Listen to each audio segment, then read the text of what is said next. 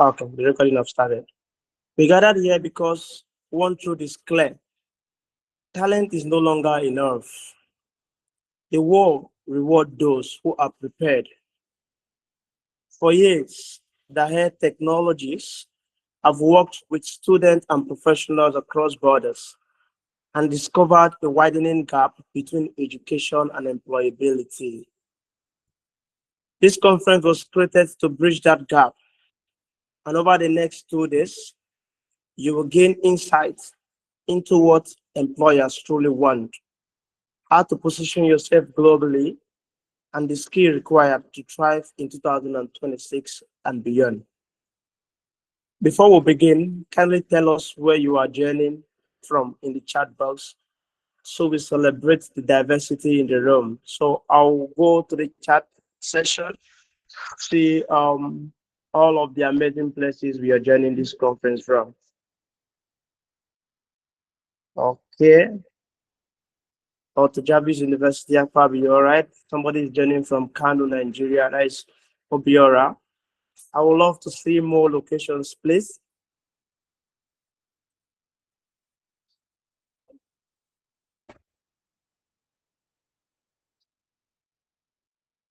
Ibadan, Abuja. All right. Thank you. Thank you. Port Harcourt, Nigeria. Calabar, I think that is Calabar, Enugu. I can see Lagos. I can see Kwara State. A whole lot of diversity. And that is what makes this conference even more beautiful. So just to know some ground rules while we proceed with the conference, please keep your microphone muted. Let's participate actively. I think we are already doing that. And let's also drop questions during the sessions. And by dropping your questions, we don't mean you should interrupt when the presenter is speaking. Just write your questions down. There will be time for live question and answers. And if you cannot speak, maybe due to your audio, you could also write your question in the chat session and they will be attended to. Now, this is not just a passive event, it is an interactive career experience. As we begin this journey, consider this. Many people graduate every year. People apply for jobs every day, but only a few stand out. And the difference is how job ready they are. So today's speaker will help us to understand how to align our skills with global realities and position ourselves for real opportunities. So our first speaker will be joining us all the way from the United Kingdom. All the way from the United Kingdom.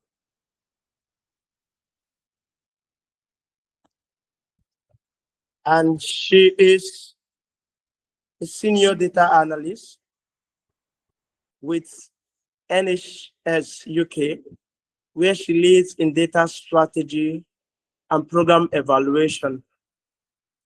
She is a certified data management professional with DAMA, an IBM certified data professional with a leadership and people management certification from CMI. Her interest is in the use and application of data. Her interest in the use and application of data led her to explore a training with Imperial Executive Business School, London, in data strategies for leaders. She has a bachelor's degree in medical laboratory sciences from University of Nigeria and a master's degree in biomedical science from Leeds Beckett University, UK, where she graduated with a distinction.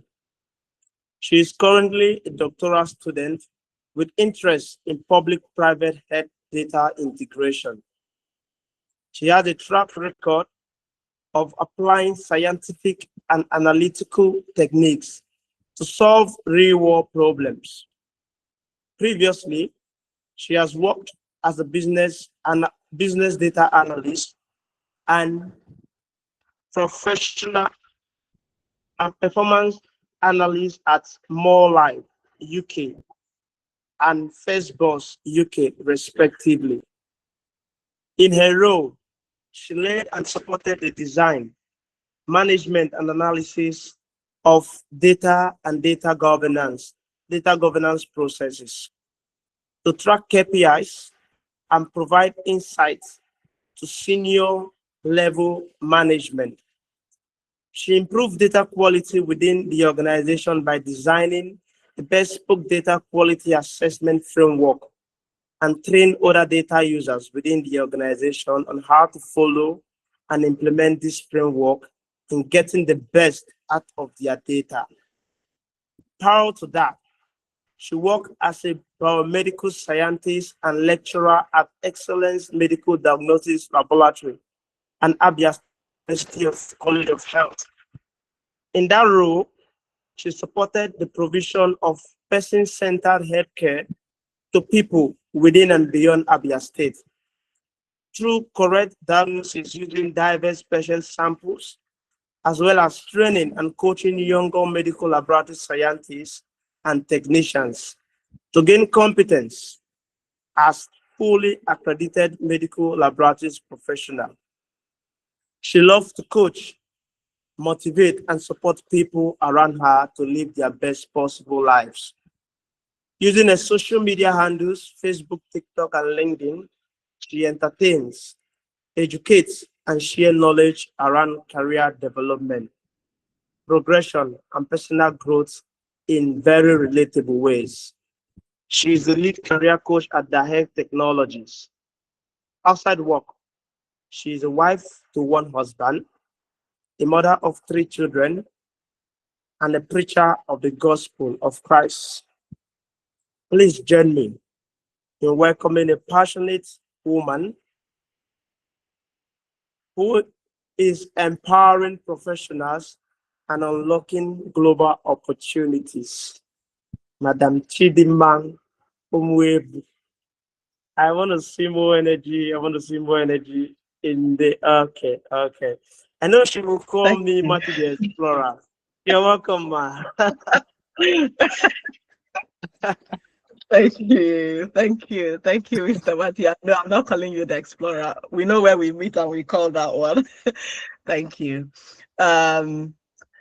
Good evening, everyone here present. I think there's no need to introduce myself again because after that lengthy citation, there's nothing left to say. But I just want to say that I'm very pleased to be with you this evening and not to take any further time from you. I'd like to just go straight ahead to share my screen and then we can get straight into the business of the day.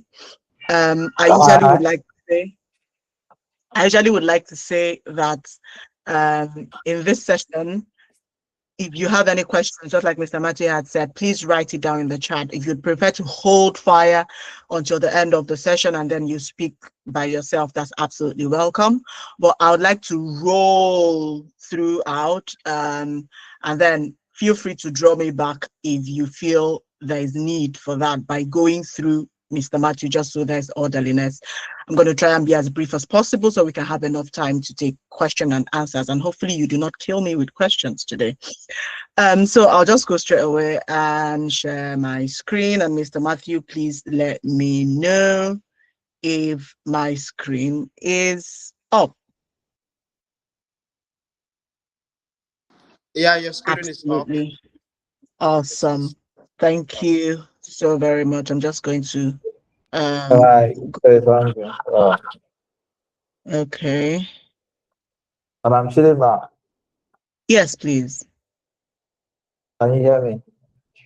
Yes, I can hear you.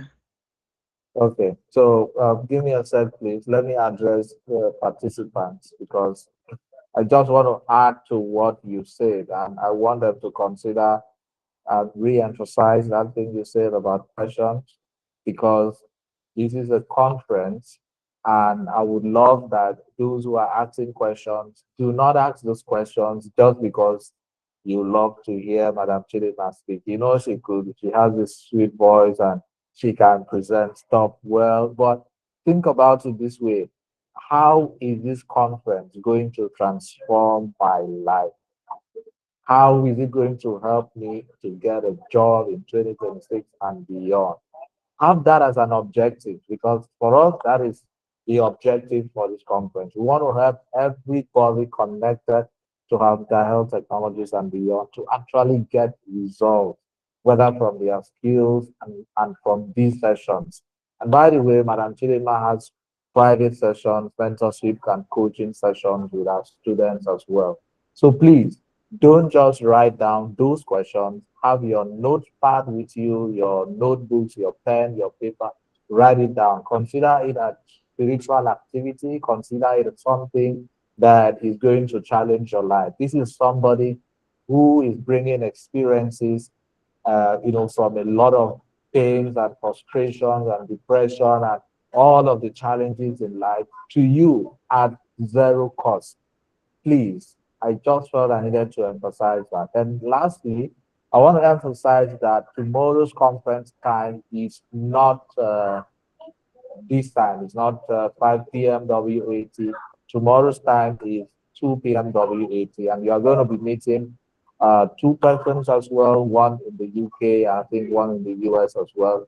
And then I will be coming later to share a couple of other things. So please, saying this for those who have the temptation not to stay till the end of a program before they disappear. Please have this at the back of your mind as we continue. So thank you so much, Chimdinma, for the opportunity. We can go ahead. Thank you very much, Mr. David. And let's go right in. Please, can you confirm again that you can still hear me and very clearly with a thumbs up?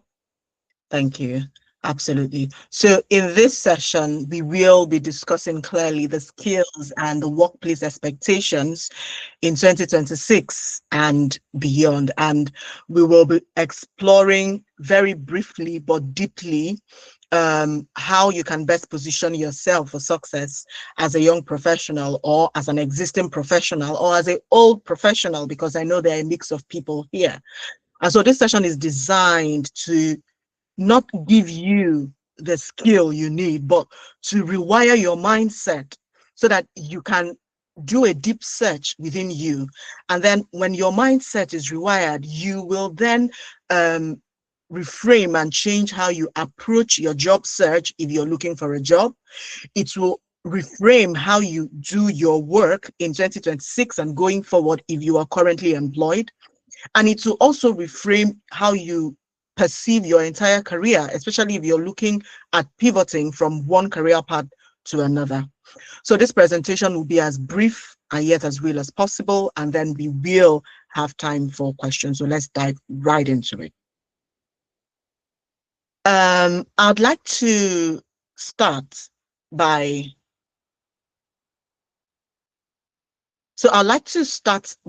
talking about the major shifts that has happened in the workplace over the last 5 to 7 years, just a little before COVID and then majorly after COVID. Work life changed. And from the little research I did, I put them all into 3 categories of things that have changed majorly in the world that has affected work life. And so the first of them is what I want to call the artificial intelligence wave. AI has always been there for a very long time, but you would agree with me that in the recent times, it's blown up. It's become, we've moved from that space where people were thinking, is this thing real? Can we trust it? To a point where it is now defining how we live our everyday life. It is so much part of our lives that I'm a mother to young children. My eldest is 11, and I am practically on their case every day, ensuring that they are not using AI. And they are not using it, not because I do not want them to use it, but because I feel that they haven't gotten to that stage in life where they can fully comprehend it. My little girl, who is 4-year-old, knows how to sit in front of the television and simply say, "Alexa, please put Cocomelon." So AI has come to stay, and Alexa is the AI is on the TV. So it has come to stay. And while it's not just in our lives, it has affected work life. What has it done? It has brought up so many other job roles that didn't exist in the past 3 to 5 years. Things like machine learning operations, AI ethicists, prompt engineering, cloud engineers and stuff like that were not there previously. So it has come and it has brought in, opened new job opportunities. I'm sure that a couple of people here have never heard of the word AI ethicist, probably even prompt engineering. So all of these roles are now things that are available. The next major shift that's happened in the world in the recent times is the green economy, what I call the green economy. The green economy is the world trying to move away from carbon to zero carbon. So trying to move away from burning fuels that produce carbon and pollute the environment, and then moving into a zero carbon. Around the world now, most governments do not just assess big companies, based on their taxes and their returns. They also assess them based on certain factors like how environmental friendly their services and products are, how socially acceptable their products are, how they relate to people of, different vulnerabilities, different sexualities, different religions, different, capabilities. Now, things like autism, things like ADHD are now like, they are no longer seen as pariahs, but they are now seen as these are actual people that need to be integrated into systems. So governments are now looking into, this part of things. And then another thing that's also come up is governance. So in time past, governance was not a thing a lot. Governance of data, governance of people, ethical management of people was not a thing, but it is now. And so what has that done? It has made way for new roles like ESG analyst. I know some of us may never have heard it before. Things like electric vehicles now are now a thing. So because they are now electric vehicles, there are specialists who need to service electric vehicles. There are people who need to produce those batteries. Things like solar panels are now available, and things like renewable energy engineering. So all of these real roles have come up and have changed the workspace because of the green economy. And then the third one I highlighted was the digital work culture, which has changed. If you had seen my title earlier, I've got the first title. I'll just go back to that slide. As first as CDMP, and then as well as BMS. So CDMP means Certified Data Management Professional, and BMS means Biomedical Scientist. And so you can see that these roles are world apart. They are not the same in any way. One is in the medicals, one is in the digital. And then, but that gap has been breached because of the digital work culture, and I'm going to talk about that before, somewhere down the line. Before 2020, I probably may not have been able to talk to you from where I am sitting now. It may not have been that possible, you see, but because the work culture has changed and things have become more digital, I cannot talk to you from anywhere in the world. You can talk to anybody from anywhere in the world. You can work from anywhere in the world. There are people who are in Nigeria and are working for organizations in Australia, working for organizations in Canada, working for organizations in America. So this has also brought up new job roles. So it did not just change how we work. There is now hybrid working, remote working, virtual working. And then there are now new roles like special designer, people who now design, the workspaces where we work. You get into Zoom, and then you get into breakout rooms, and you can use whiteboards. You can do a lot of things there. It has brought up people who can now, that job space has now come out where virtual spaces have now been made to look like actual workspaces where you can feel like you're actually working. There are now things like customer success manager. Before now, what we used to know is receptionist, somebody who sits in the front desk and talks to people. But now, customer management is a big deal because organizations have products, especially products that you have to subscribe to or products you need to onboard to. So if they onboard to these things, there has to be someone who understands the back end, which is the infrastructure and the technicals, and someone who also understands people management, and that's the customer success manager, the customer relationship manager, who is able to bridge that gap. So all these roles have started coming up. Before now, outreaches into rural areas used to be a big thing. When where doctors or big nurses schedule things and go into remote areas. But because there are phones now, there's internet now, telemedicine has become a thing. So it's easy to, even here in the UK, if you call the NHS, you have a health emergency, the first thing they want to do for you is to cancel you on the phone, get some information. That's telemedicine. And then if they now analyze what you've said, they can now tell you what you can do in the interim. And sometimes you don't even need to come into the hospital, or you don't need to see a doctor. So this major world shifts has affected the world of work, and it has changed the work landscape. And so between the last 5 years and up to 2026, we've seen that there are now more job opportunities. Yes, because the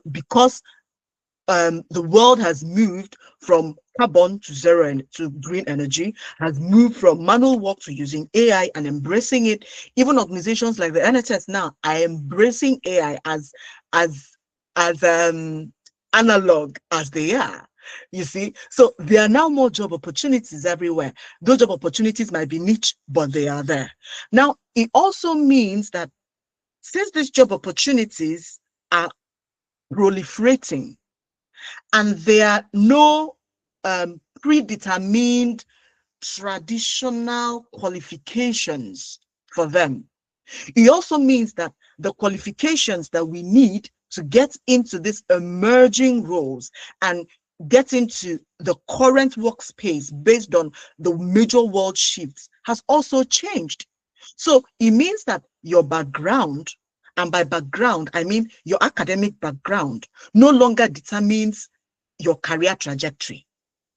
The fact that you read English literature no longer means that you end up being a teacher or that you end up being a professor of English. The fact that you read medicine no longer means that you have to continue sitting by the bedside and taking care of people. The fact that, like me, I read biomedical sciences does not mean that I have to end up working with samples in the lab. That also means that there is an opportunity for your traditional degree to be a stepping stone, and then you can transfer that knowledge or that skill into somewhere else. That is what the job landscape in 2026 is. So that ceiling that comes with your job qualification has been shattered.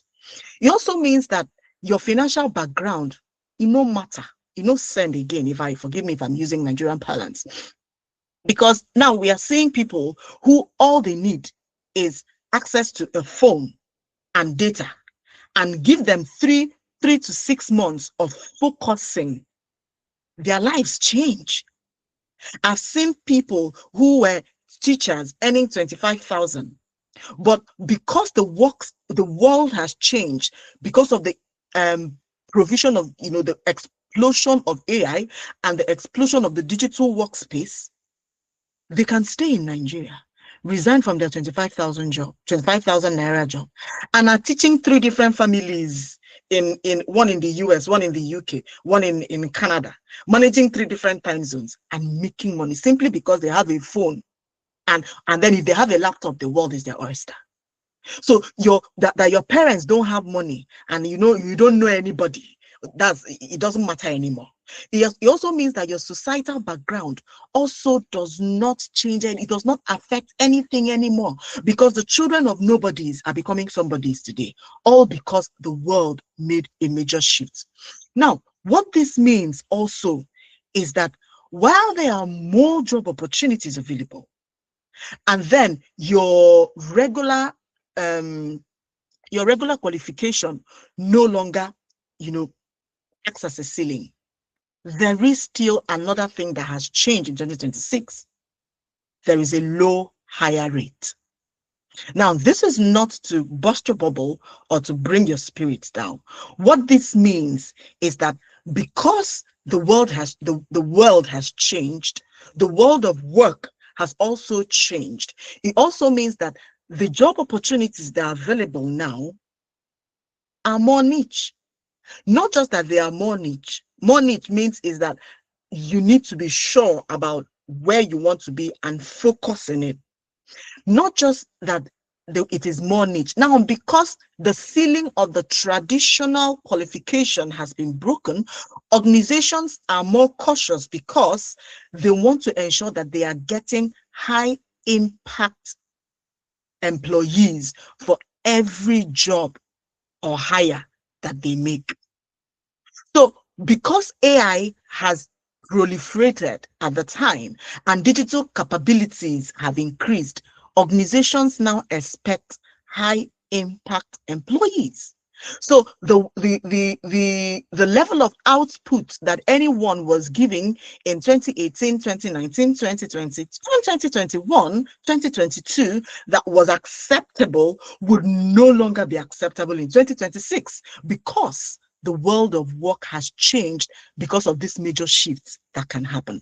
So what does it mean when organizations have now gone into a low hire mode, but high impact focus? It means that they are now looking for people who can do, not people who can only say, but they are looking for people who can do what they say they can do, people who can clearly communicate what they have done. Please, you want to write this down.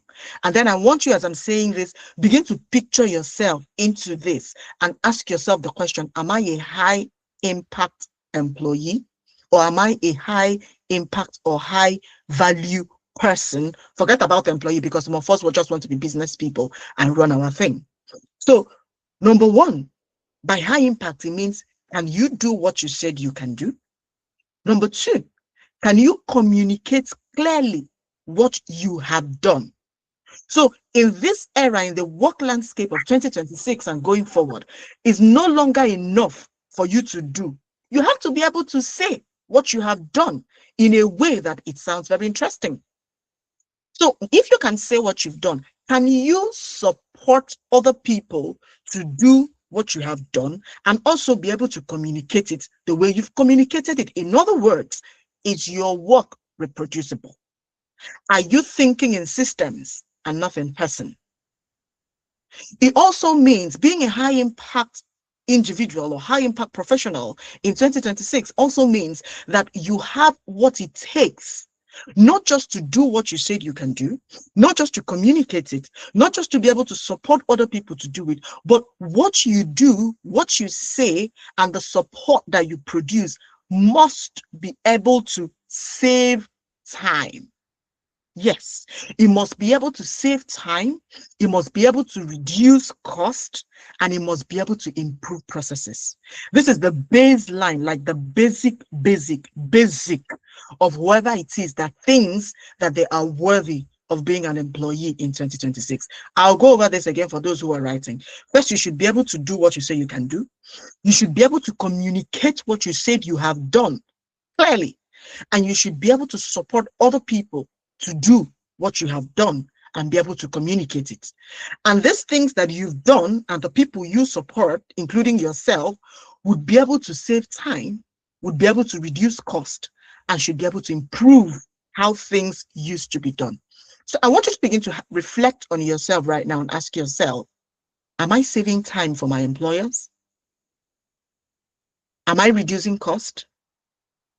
Am I improving processes? Because if you're not doing any of these three, oh yeah, for you. Now let's just move ahead. So I'm going to give you a very shocking statistic. This thing is playing up a little bit. So I'm going to give you in the next slide a very shocking statistic, if it allows me. I got this data from a company called Career Moves, and Career Moves is a well-known UK recruitment company. And they said that 83% of businesses now prioritize proven skills over traditional degrees and resumes in 2026. I put proven skills boldly because we're going to talk about that a little later down the line. So 83% of businesses from a survey they've done say that they prioritize skills now more than degrees. So what this means also is that if they are prioritizing skills, not just skills, but proven skills over degrees, It means that despite the many job opportunities that are available, just like in the last slide, hiring has slowed down. And their statistics, which I didn't show here, also says that there's a 15% reduction in the volume, not quality, in the volume of hires in 2026. Sorry, between 2025 and 2026, because in the UK, most businesses run 25-26 business year, meaning that the business year starts in April and ends in March. So even though we are in February 2026, most organizations, including the organization I work for, we are still in the 2025 business year. So the 2026 business year starts from April. So in the 2025-26 business year, there's been a 15% reduction, and that will they are forecasting that will continue. And this 15% reduction is in comparison to just post-COVID, which is between 2021 and 2023. I made my career pivot between that time frame of 2021 and 2023, and I can tell you from what I know now that it's more harder now to be hired than it was then.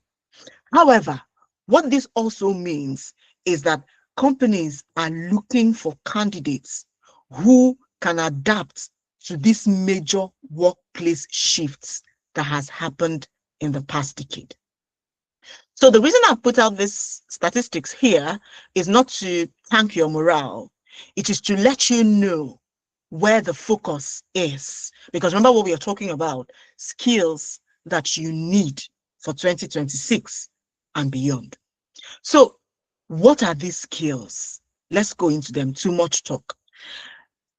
There are a lot of skills out there, but I've tried to condense this into what I've called technical and human skills. Of course, another low language name for it is hard skills and soft skills. But I mean, we are in 2026 and terminologies are changing. So it's now called technical and human skills. It doesn't change the fact that it's still hard skills and soft skills. But I have pulled these things together in a way that they incorporate the major shift that has happened, and what I have seen both as a practicing professional and as someone who is in the field. So in the technical skills, I have highlighted digital literacy and fluency. If you want to be productive in 2026 and beyond, you must have a laptop. I'm sorry. This is not a case of I am rich or I am poor. It is something you have to prioritize. It has to be something that is part of your plan if you want to make any headway as a professional in 2026, because you cannot attain digital literacy and digital fluency if you do not have a laptop. Phones can do you right, yes, but a laptop is a must-have. Now, what is digital literacy? Digital literacy is knowing what tools are available, irrespective of what your discipline is. Initially, we asked about where you're coming from. Most times when I'm facilitating this, I usually ask to know what are you doing at the moment, because it also helps me gauge the professionals who are here and then help me tailor my presentation. But all the same, no matter what your profession is, you need to know what tools are available in 2026 that can help you do your job better. If you are a teacher and you're teaching in a school in a remote place, if you're still using pen and paper as your primary mode of data collation, or as your primary mode of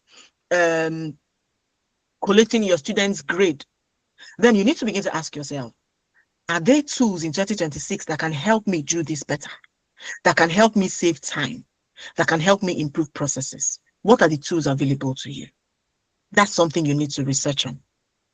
Now, digital fluency is knowing what tool to use to solve a particular problem. So digital literacy is knowing what tools are available.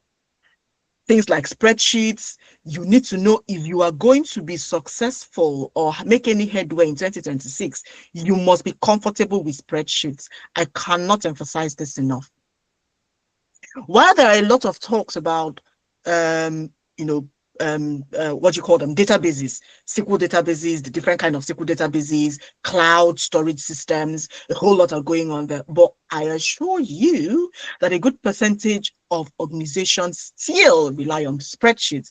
And it doesn't matter whether they have got cloud storage or SQL databases, spreadsheets is still a thing because you use it in every job. So this is one digital tool you must be literate in, and you must attain fluency in it, knowing how to use it.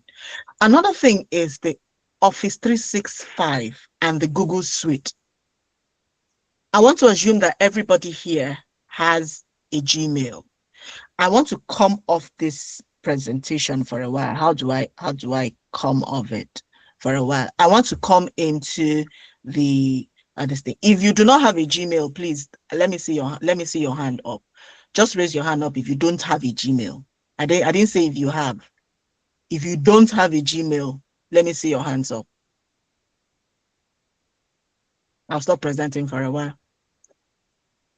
If you don't have it, you don't have Gmail. You don't have Gmail at all. Let me see your hands up. Okay. If you have a Gmail, don't thumbs up, just hands up. If you have a Gmail, let me see your hands up. Mazi Chijoke, you'll be shocked though. You will be shocked.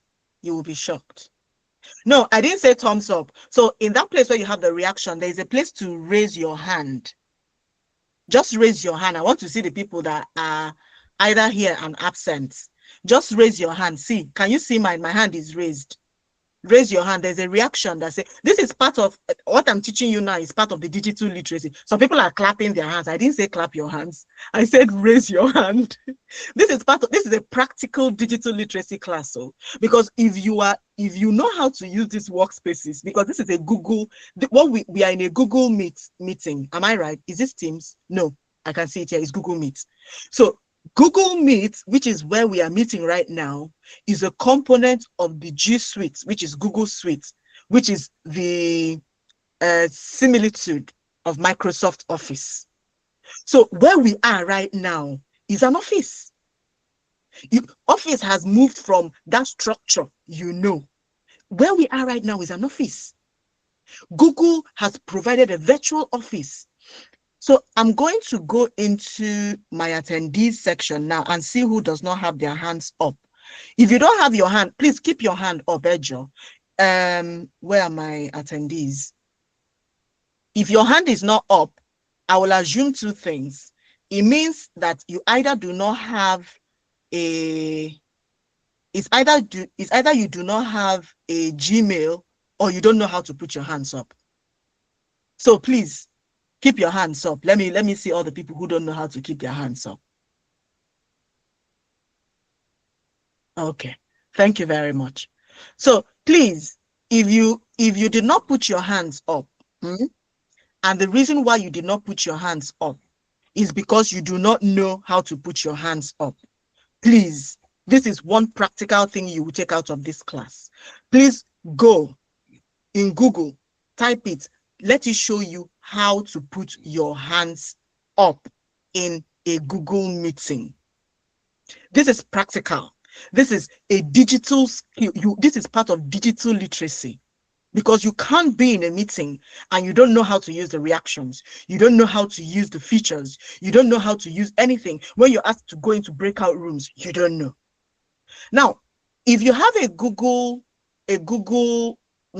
you have a Gmail, let me try seeing if I can show you something practical right now. And if you see anything in my email, just close your eyes. So let me share my screen and share a different screen now to show you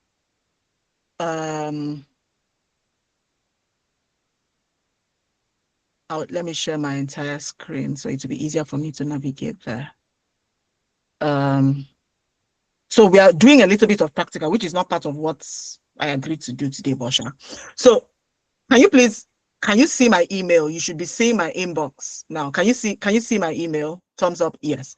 Now, this is my Google email. This 9 dots that you see here is called the back end, the back office of Gmail. If you click of Google, sorry, if you click on it, it opens you up to the entire Google suite or the Google Office. This is a full workspace. So in this Google Office, this is practical digital literacy now. In this Google Office, here you can search things. Here you can, let's say you are in this location and your meeting is in another location. You use Google Maps to move from this location to the other location to attend your meeting. YouTube is part of Google Suite, in case you didn't know. Play Store, we all have Play Store in our phone, but we didn't know it was part of Google Suite. If you want to watch news, because what this means is that in this place, you are in a full-time office, wherever you are, whether you are in the market, or you are in your home, or you are inside the toilet, or you are in the airplane, or you are in an office.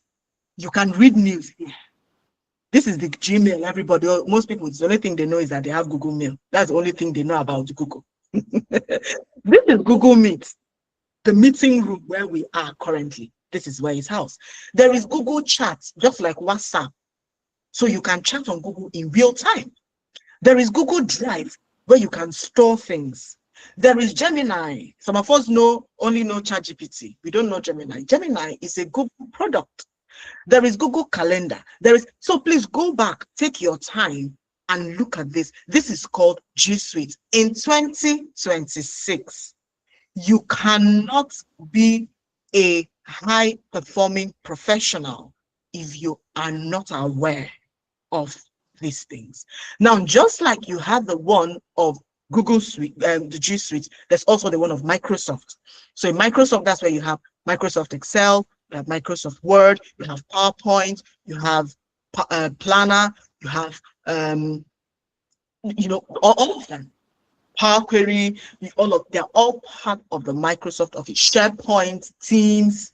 So you need to be aware of these things. You're not just aware of them. When you say being aware of them, you need to know the features that they have, the way these features function, when you should use them, and how you should use them. So knowing the tools that are available, I'm going back to sharing my screen now, please. Knowing that these tools are available is one thing, but then also knowing how to use them and when to use them is what makes you digitally fluent. This makes sense. Thumbs up, thumbs down. So digital literacy is knowing what is available. You know there's Google Suite, you know the things in it, you know there's Microsoft, you know Microsoft Office, you know there are things in it. Digital fluency is knowing when to use it.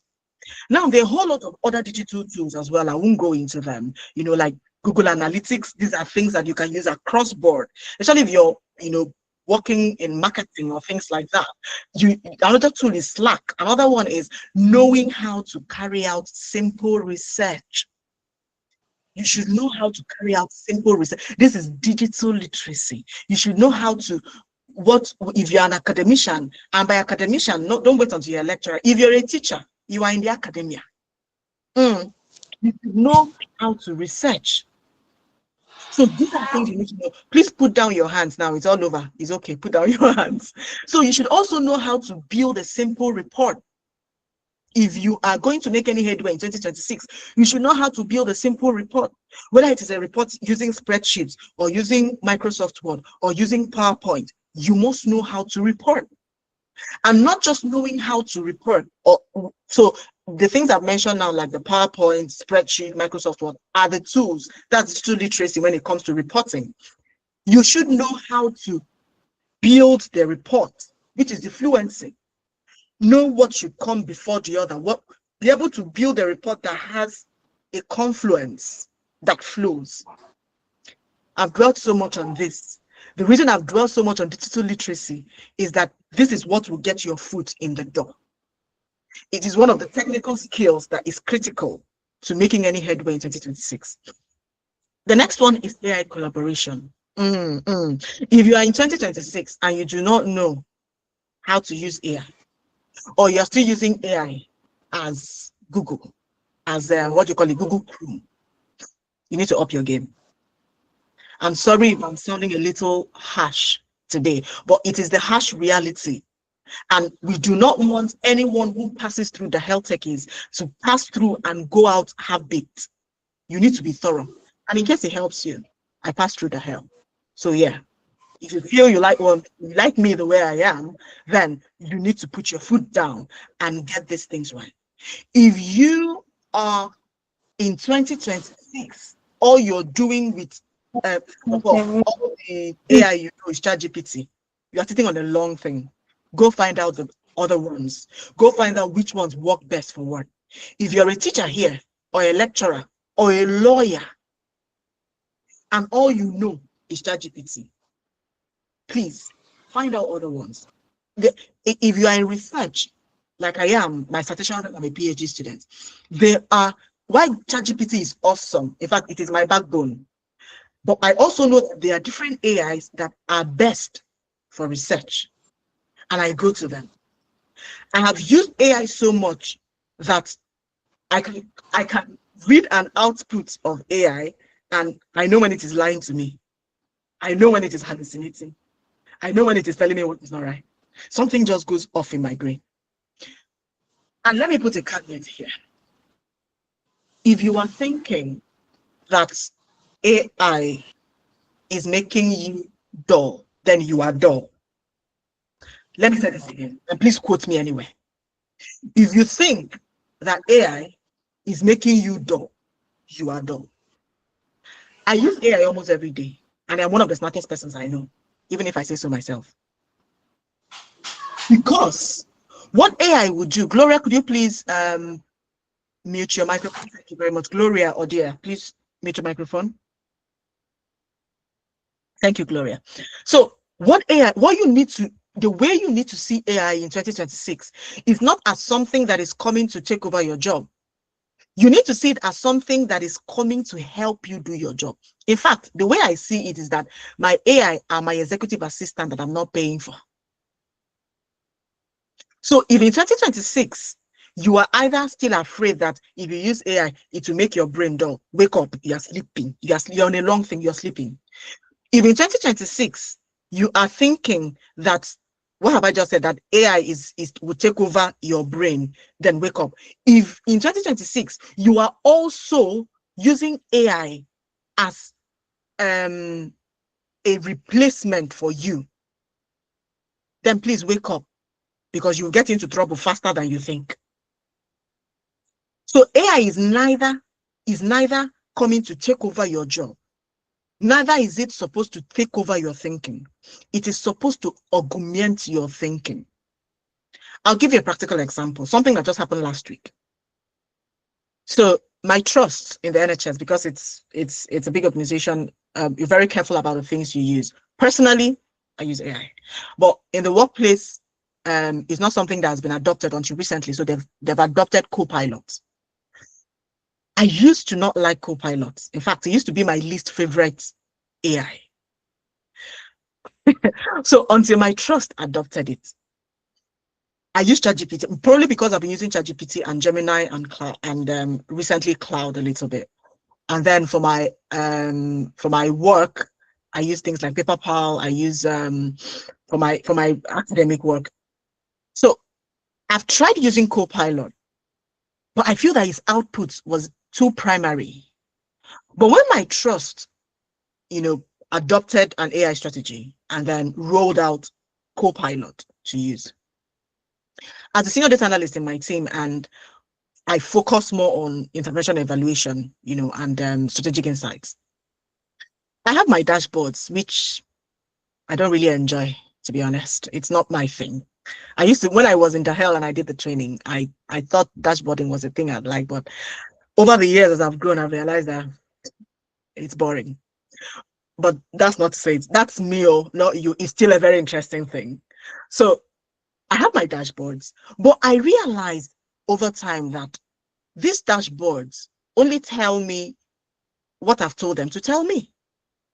And I'm somebody who gets bored easily. I'm bored I'm bored of seeing these things. Yes, every month or every week, the data points change. And then I'm trying to see, okay, did we do any marketing? Did we do anything that it's boring to me? I need something more. So incidentally, I got a new task, an ad hoc task that was not my regular thing. And it was marketing inclined. So we started this new, that we have this new resource. I work in a council organization. So we have this new resource that we had before, but we've revived it recently. And we've been reporting, the marketing team has been reporting on, metrics, like it's on the website. So they're reporting on the web page views, engaged sessions, stuff like that. And then in the last program meeting, our program lead said something like, Chimdi, can you just probably do a deep dive into this resource? Let's see if there is more. I've come back and I've taken it. I've gotten the data and I'm looking into it. And I'm also seeing exactly the same thing the marketing team have been seeing.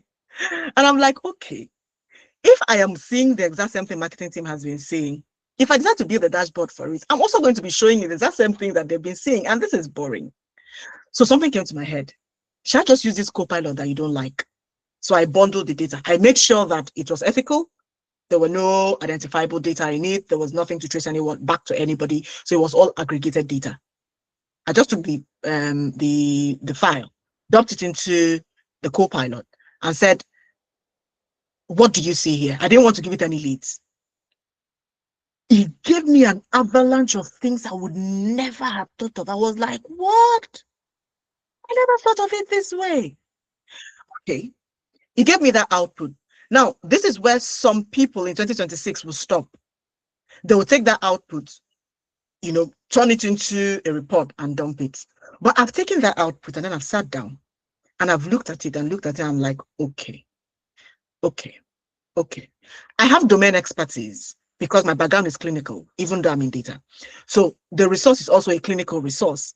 So I've looked at it and I've said, can you please group these things based on tumor sites for me? So it has taken it and it has grouped it into tumor sites for me. And I am getting a heat map that is something huge. Now, I'm going to be reporting on that. This is something that happened to me last week. I've not even reported on it. I'm going to be reporting on it next week. So I've quickly emailed the marketing manager and said, please, can we put in a meeting next week? I found something in this resource that I think will be useful to you. And so what did I find out? I found out that while they have been reporting on engagements, engaged sessions, views, and looking at how traffic. So for them, because people are viewing it more since that resource has been refreshed, then it's a good thing. It is. But what I have found out using AI collaboration is that if we group, they look at the metrics as a whole, but AI has helped me break it down into subgroups where the traffic is coming from by subgroup. And I, using my domain knowledge, have asked it, based on this subgroup, group them again, group these individual groups into clusters for me. Now, it was read in my section that I'm doing a program with Imperial College. And one of the things we are learning there as part of data strategy for leaders is, machine learning, clustering, K means clustering, K and clustering, and all of those kind of things. So I've taken that knowledge and I brought it and said, cluster these things for me. This clustered it. And what we found out is interesting, that people are, even though the overall traffic is amazing, when we break it down into clusters, some tumor sites have more traffic than others, and it is masking the other ones. So what I have found out from that, using AI as my collaborator, is if some sites have got more traffic than others, can we use these sites as pointer sites to the less traffic sites? And this is what I'm going to be sharing, next week. something in that lines. Now, if I didn't use AI as a collaborator for this, I would have still come back with the normal things that they've been seeing, or just something a little deeper. AI will not take over your job, but it will take your job if you do not know how to use it, because the world will leave you behind. You will look dumb, when in actual sense, you're not dumb. It's just that AI makes you think faster, gives you better insights, and then with your own human sense knowledge, you can now refine what it has given you. So there are AI collaboration tools. You need to know how to use these things. If what I've said now makes sense, can I get a thumbs up or a thumbs down? Or maybe I'm talking too much. Do I need to slow down? I'll continue. Okay. So we are still in the technical skills. I hope this is making sense to you.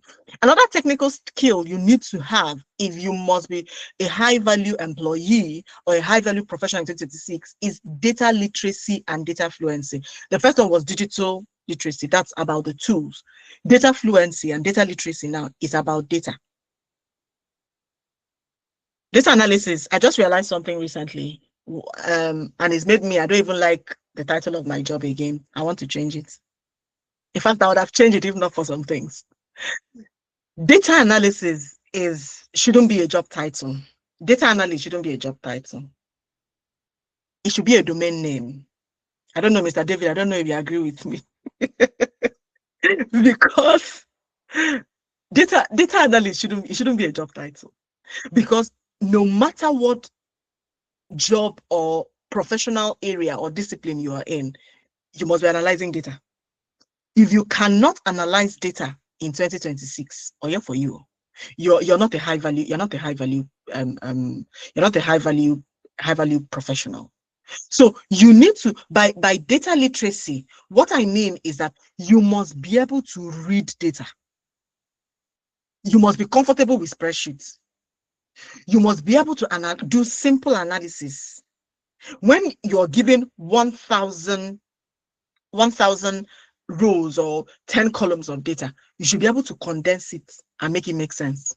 No matter what you're doing, whether you're a teacher or you're a lawyer or you're an engineer or you are a pastor no matter what you're doing, even if you're selling fabrics in the markets, you should understand data. Because every day you open your shop, where you keep let's say you sell fabrics. So I don't know the kind of fabrics that are available now. You have ashoke, you have denim, you have cotton materials, you have abada materials. What determines where you keep what? It should be data about your business. What determines what you buy in more quantity than others? You must be able to gather data. That's data literacy. You must be able to gather data. You must be able to read data. You must be able to analyze it. And you must understand numbers. Yes, you must understand numbers in 2026. And data fluency is that you must be able to tell a story around your numbers. Let me shock you. Or maybe not shock you, Sha. I don't know the quality of people that are here. Have you ever listened to someone speak, like somebody that you consider high value person, and they hold the microphone and they are, saying things, and you're like, in your little corner, you're sitting there and you're like, this makes sense. But sure, this is something I'm doing.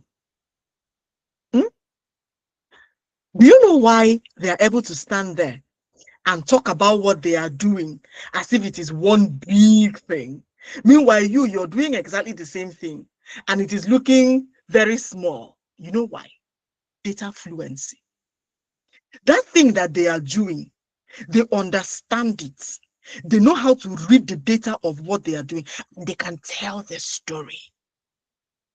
An example of a story, again, let me use the person who sells fabrics in the market, is that you come out in the morning and what informs, or the seasons inform what material that you put out at the front rows of your shop, and the colors of the material influence why you put this. Whatever it is you do, there has to be a story around it. There has to be a reason around it, and you should be able to say it. Remember when I started and I said that even though organizations are reducing higher volume, okay, by higher volume I mean the number of people they employ, we are looking at high impacts. And one of the things I mentioned there, according to statistics, is the ability to communicate what you've done. So data fluency is that you are able to see something, you're able to understand that this is data and capture it and understand it and communicate it. Now imagine the example I gave about the work I did last week, with my co-pilot. What is going to make that insight I have generated influence any decision at all is how I communicate it to the marketing manager. Because if I'm not fluent and able to tell a story that lands to the pain point of the marketing manager, they will dump what I've just said. Oh, it doesn't really mean I'm a failure, but it simply means my data fluency didn't really work in that instance. So this is one hard skill you must have. And no, please do not interpret it to mean that as a data analyst or a data professional that if you communicate something that the management must buy it. No, they must not. But it also means that you should in yourself have put in efforts to be sure that you communicated it properly. Now, in the last bit of the technical skills, now when I talk about data literacy, it involves a lot of things. Okay, to be data literate and data fluent, you must understand, spreadsheets. You must understand databases. Even if it's in the surface level, you must understand how data is modeled. You must understand how to use what you call them visualization tools, Power BI, Tableau, Looker Studio. There's this one from IBM that is really, really nice. I don't know why it's not popular. I can't remember the name. There's a visualization tool that IBM has. It's very nice. I've used it once, but it's not very popular. So you must understand the interfaces of these things. You must understand even things like G4 Analytics, Google Analytics. It has dashboards. So when you see dashboards anywhere, you should be able to interpret them. When you go into some organizations, their websites have dashboards there. You should be able to look at those dashboards and understand what they mean. I trade with Trading 212. I have their app, not like I'm a trader, but I have their app. And anytime I open their app and I see, how they are, the graphs, the plots about what stock markets. Okay, so the Trading 212 is a stock market platform, is where you can buy and sell stocks if you are interested in things like that. So in their app, if you download it or not, if you're using the web version, they have a dashboard that shows you how each each portfolio, whether it's an ETF or a REIT or single portfolios, Nvidia, Microsoft, all of those things, they show you how each portfolio is performing, and there is a dashboard in it. So data literacy in 2026 means that you should be able to, when you see things like that, you should be able to understand it. When a bank, when you go to, I don't know how Nigerian banks operate, but if you, in the UK banks, I won't say I don't even know, I know I lived in Nigeria for a long time, but I'm not sure if any of the banks I use when I were in Nigeria, when I go to their website, I see any kind of data or dashboards. But when I open my HSBC app, I see dashboards. Okay, they are showing me the different kinds of portfolio they have and what will happen if I buy into this portfolio. So in 2026, it's not just about your job. Anywhere you see data, you see dashboards, you should be able to interpret and understand it. Is this making sense? Thumbs up, thumbs down. Do I need to explain again?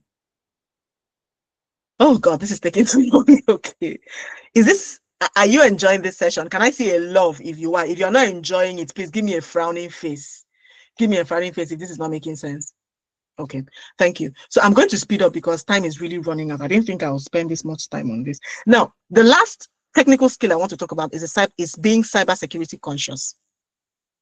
If you're going to be a high performer in 2026, the simplest thing, but you should be able to decipher between an email that looks fishy and an email that is normal. This is like the easiest part. Or else you land your organization in trouble. Oh. You use your organization's laptop and open one nonsense email and then corrupt everything.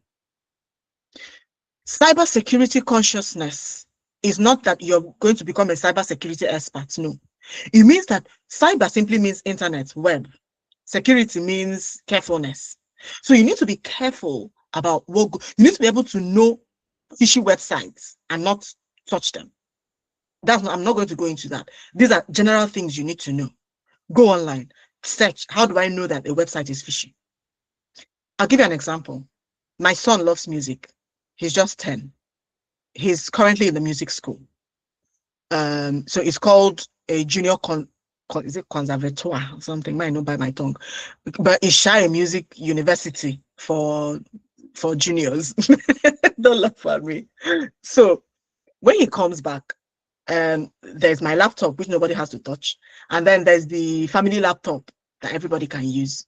So he uses the family laptop most time, and then I didn't even know that they are AI tools. You know that all you need to do is write lyrics. If you write lyrics of the song and just put it there and just press one button, music done set. I didn't know. He was the one that showed me. So he kept making, he found this app and kept making music. And each time he brings it, I will like the music. Oh, I'll be like, this one is nice. Oh, and then we'll together, when I look at the lyrics, I'll say, I don't like it. I'm a church person. And then I say, I don't like this one. Change this word, change it, do this one. So that app happened to be that they had free credits. So there's a limit to what you can do in a day. So every day they give you free credits. So if you make a new music or edit your music or do something, your credits keep going. So if your credit finishes in a day, you now wait until the next day. You can't do anything. So while he was doing it and enjoying it, and he's been showing me and I've been enjoying it too. So one day he came to me and said, Mommy, please now subscribe for me so that I can, have larger credits and be doing more things. Well, with soft heart that I have, I told him, okay, if you're a good boy for so and so time, I'll subscribe to you. And he tried being a good boy for so and so time. And so I made up my mind, okay, let me subscribe for him. So he brought the laptop, we looked at the sites, and while I was now looking through the site, I was progressing from one stage of putting in information, getting to the point of payment. Something fishy, something sounded off to me in that website. So because I've used a lot of authentic websites as well, I'm used to, if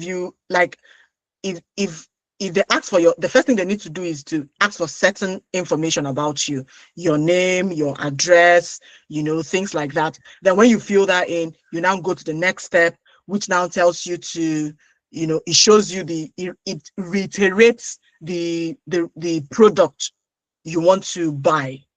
Okay, so it reiterates that and shows you so that you can be sure that this is the thing you're paying for.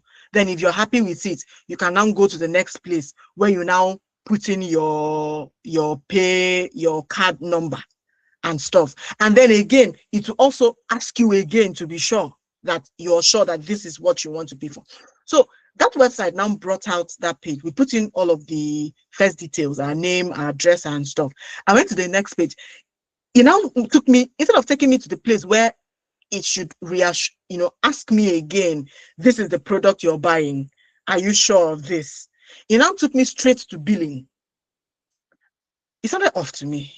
I was like, what's that one?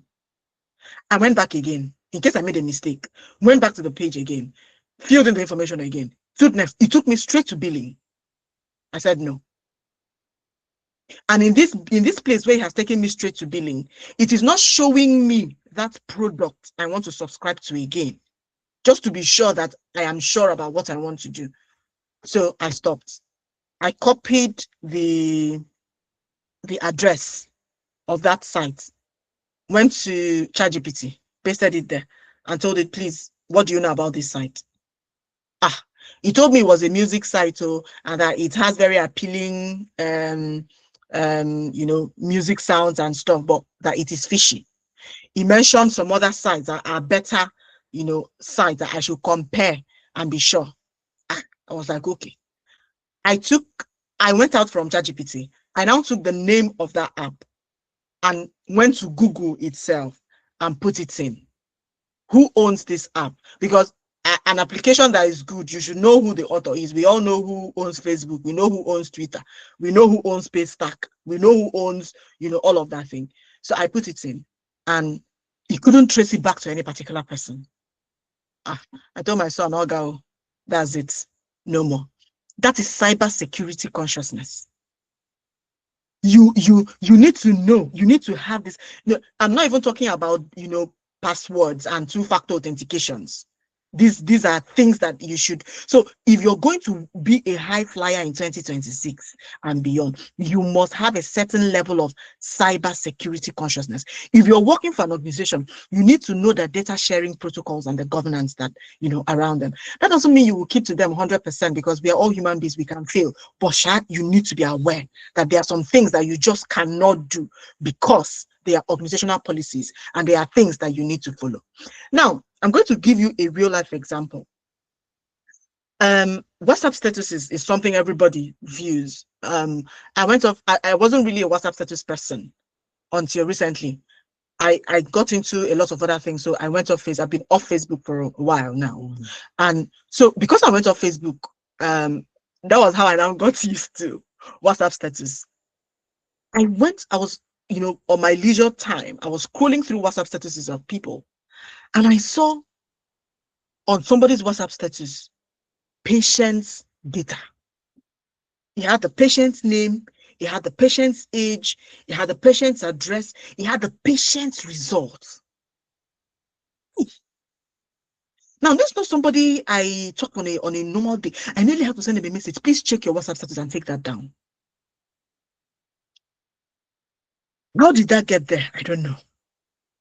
Should it have been there? Absolutely not. That's a breach of data. That's being cyber careless. That's exposing, not just that, it's a breach of everything. It's a breach of everything. So being cybersecurity conscious in 2026 also means that you're careful about the things you upload online. You're careful about, how the kind of data you keep in your phone. For those of you who watch things that are somehow, and you store it in your phone, I won't say more than that. God will help you. So these are, some of the hard skills that you need. I don't know what you were expecting to hear, but I hope this resonates with you. I am strictly looking at things that will make you more productive if you're currently employed, things that will make you more attractive if you're not employed, and things that will make you stand out if you're looking at, moving from one career path to another. Now, we've talked about the technical aspect. Let's talk about the human aspect, or the things we want to call soft skills. It's a no-brainer. You must have an eye for problems. This is not a case of I don't like problem. No, this is not a case of how do they even say it? I want peace. I don't want peace. I want problem always. That's it. I don't like peace. I want problem always. You know that meme, that meme that they usually say like that.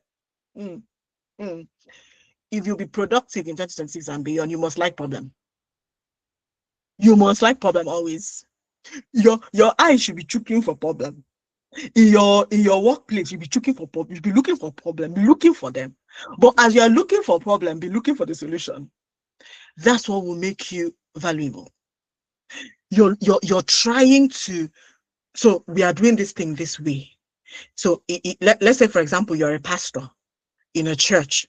So your all your programs. No, let me not even say pastor, because pastor may not even see it. You are a choir leader in the church. And so you've noticed the problem that in church, the pastor does not tell you as a choir leader the song they want to sing, So they will just come stand on the stage and raise the song.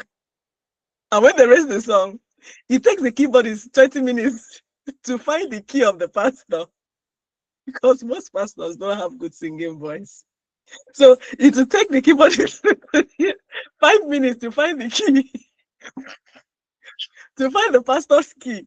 And then if you as the lead singer, you will now take the mic and want to back the pastor up. By the time the keyboardist has found the key and then you want to sing, the pastor has changed key again. And then, sorry. So instead of being frustrated with that, and then always being in a position where you're saying, what kind of pastor is this? You cannot even, why can't he even maintain one key? You know how long it took for us? That's a problem right there. How do we solve it? And you see, sometimes Gamok is like you're a singer.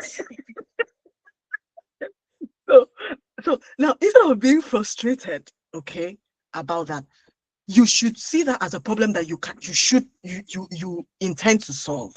So what are the different ways that you can solve this problem?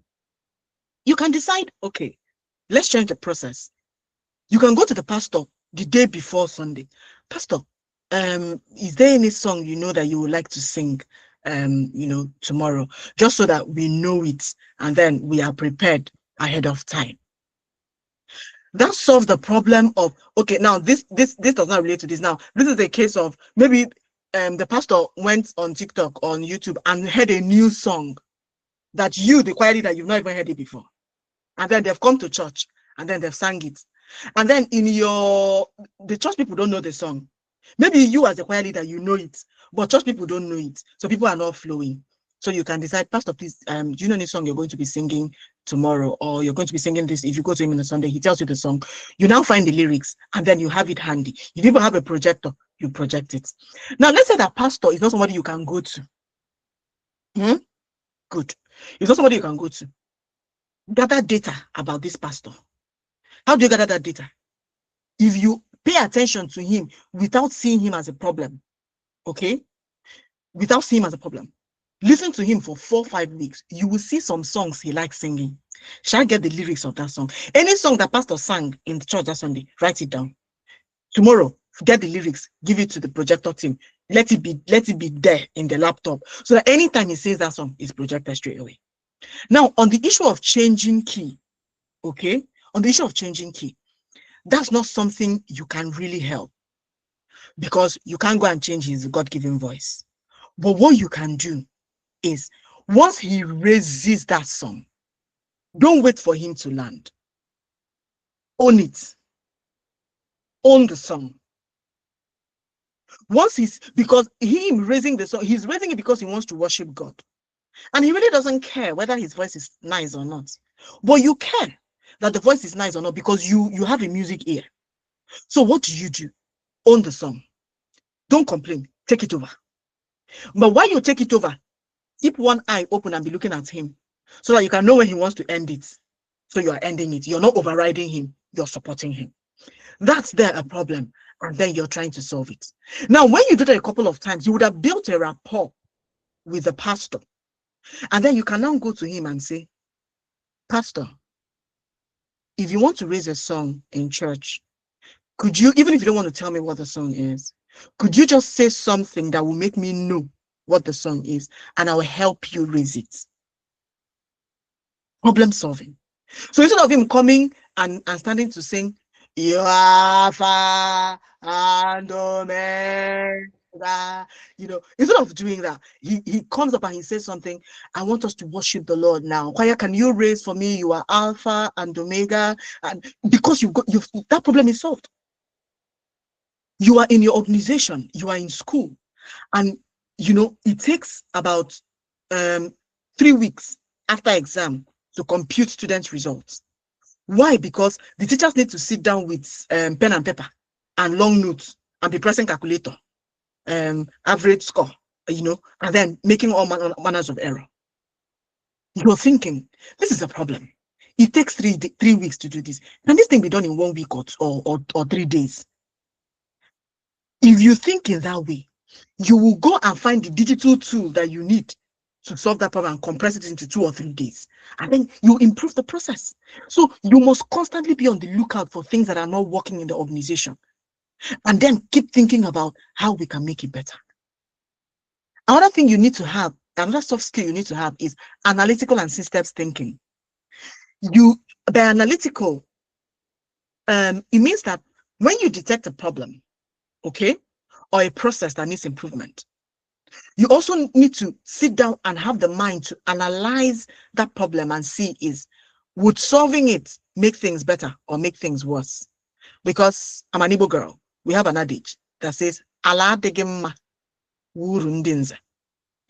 In other words, if something is not working, somebody is benefiting from it. And there's a certain country that you can allude this to. If something is not working, somebody is benefiting from it. Analytical, I'm just giving an example of what analytical mind is. So you've noticed a problem, you've noticed a system that needs to be improved. You need to be able to analyze what are the dependencies in solving this problem. Whose foot am I going to match on if I'm going to solve this problem? Do I want to match this person's foot? If I don't want to match this person's foot and this needs to be done, is there anybody else that can match this person's foot and the person will smile instead of frown? Because I know if it is me that matches their foot, they will frown. But if this other person is the person that matches their foot, they won't mind. In my PhD program, I'm currently doing so in my PhD program, I'm currently doing there's a module I'm doing now that is called leadership. And the topic I'm learning now is leadership member exchange. And leadership member exchange, there are certain theories that are in there that talk about the fact that a leader can be good, you see, but what determines the success of that leader is how the members now are their followers or the people they are leading, is how their members perceive them. So if their members perceive them as someone who is agreeable, somebody they can trust, somebody they believe in, somebody who listens to them, they will be in a certain group called an in-group. And those in-group people, they make things easier for the leader. So if the leader brings out something, they agree and he goes. There are also other set of people that are called the out-group people. These out-group people, they just don't like that leader. It doesn't mean the leader is a bad person. They just don't like them. So in your analytical thinking, you need to be able to think, am I in the in-group of this person or in the out-group of this person? Who do I need to speak to get this to work? There are a lot of dependencies, a lot of risks that are involved in solving certain problems. So you need to have an analytical mind. I don't know, maybe you did not think analytical in this area, but I hope this helps. So when I mean systems thinking, what I'm giving you now is something you pay for in executive business schools to learn. Because this is coming from the executive business programs I've attended. I know it may be a little above scope, but I don't know. But I feel if Dahel wants to bring out people that are the best, then we should give them the best. That's why I'm here. I can only give you the best of what I have. So system thinking is that you should begin to think about what's the right way to put it now? So you've identified the problem, you've solved the problem. What you've done is that you have thought in a silo. You cannot, that problem you've solved, can someone else replicate what you've done? So is there a way that the problem you've solved can be put into the system that it now becomes something that is done in the organization, even when you are not there? I heard something, and I don't know how true it is, but I know it might be true. It said that if you're the best person and the only person who knows how to do something in your team, you won't be promoted. I don't know. If you are the only person who knows how to do a thing well, you won't be promoted. Because if you leave, who is going to do it? So systems thinking is, remember the first thing I talked about in the earlier place, you need to be able to start thinking about who can I support to be able to do this thing well. You are the choir leader in your church. If you're not in church, music will not go well. Systems thinking is lacking. You are the PE teacher. When you are not there for PE, PE will not be done. Oh, God, it's not nice. So one of the human skills you should have should be the ability to think in systems, not in silos. Then emotional intelligence. I don't want to even go into this one because it take the whole day. Because having emotional intelligence as a skill will not just benefit you as a professional, it will benefit you as a person. It will benefit you as a person. Emotional intelligence will help you relate well with your husband and your wife. In fact, I don't know, I don't have stats, but I can say that 95% of marital problems, if both parties have high emotional intelligence and are able to apply it, those problems won't be there. You can perceive how the other person feels about something and immediately shut it down. You can manage not just yourself, but other people's emotions as well. You know how to feel for people. You're a leader. In fact, when in recent times I started taking leadership courses, I used to think I was highly emotionally, competent. I realized I wasn't. And a lot of leaders in Nigeria have very low emotional intelligence. I was a manager in Nigeria, and what I've known recently have taught me that I wasn't a good leader. I thought I was, to be honest. I was an ethical leader, but I realized that I should have been more understanding.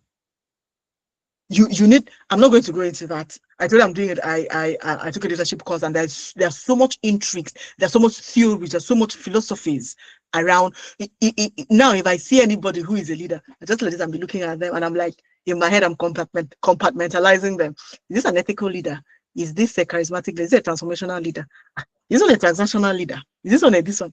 So you need emotional intelligence, both to manage yourself and to manage other people. Because in the office, your colleagues go vex you. Even if you work virtually like me, because I work from home, even if you work virtually like me, an email will land in your inbox, and your first reaction will be to type the reply with all of that anger in you. Oh, girl, you'll get in trouble. You need to calm down. Drink water. In fact, don't reply that email. Drink water first. Then think again. Let me tell you something for free. In the workplace, before you reply an email that has done you somehow in your chest, take time. Don't reply it immediately. Especially if what you're going to say, or not even what you're going, there's no need. If the way you feel while typing that email is not positive, don't hit send immediately. Even if you type it, leave it for a while. That's emotional intelligence. I won't say more than that. Now, the last one in my list is resilience and adaptability. Resilience and adaptability. Personally, as a person, I'm not thinking about progressing in the technical aspect of the data world. I'm not sure I have the resilience for it, because the speed of lightning with which the IT world is exploding is amazing. I cannot be flying that. No, that's by the way. But you see what has happened in the last couple of years, just post-COVID, and now work pattern has changed, expectations have changed. So you need to be resilient. For those of you who after now are probably going to maybe enroll with DAHEL to do some kind of trainings. I'm going to talk about that later. It's going to be tough at some point. You need to stick to it. You need to be resilient. You need to stand. Some jobs, your job is going to get hard at some point. You need to have that internal resilience to stand with it. And outside of work, even your relationship, marriage don't show me sugar. It has made me nice. It is sweet. But when the pain comes, it's like pack your bag and get out. It's only resilience that will keep you there. It is that same resilience that will keep you in your job. Because it's not always going to be nice. It's not always going to be sweet. Adaptability. Things will change. Systems will change. You probably might be using Tableau today, and after 2 years, your organization say we are moving to Power BI. You may have been, using Slack for your communication, and after 2 years, your organization is saying, oh, we are moving to another one, maybe Jira or something, or you need to be able to be willing to adapt. And you to do this, you have to be willing to continuously learn. I hope this landed well and made sense. So I'm going to skim through. I don't know what's going on with my laptop. It's not letting me move forward. Move now. That's the thing with you technology things. Okay, so why are you not moving? Okay, so the next thing I want to share I don't know what's going on. My screen is not letting me move. Let me stop sharing for a bit and share again and see if it makes any difference. Okay, it's moved now. Let me try to share again and see if it moves. Apologies for that. I don't know why it refused to move. Okay, so going further, I want to